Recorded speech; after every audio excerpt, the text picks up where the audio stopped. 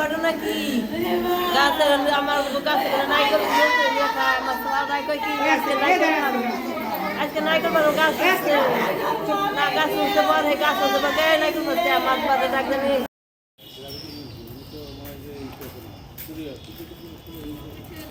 আছেন আমাদের কাউলিপাড়া ইউনিয়নে নিখিল বিশ্বাস আর শ্যামল বিশ্বাস, ওরা আপন চাস্তো ভাই।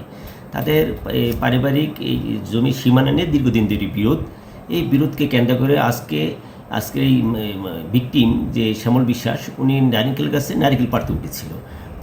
পরবর্তী নিখিল বিশ্বাস ওনারা এই নিয়ে কথা তর্ক বিতর্ক হয়। এক পর্যায়ে তাকে শরীরে উপর্যুপরি আঘাত করে দেশীয় অস্ত্র দিয়ে।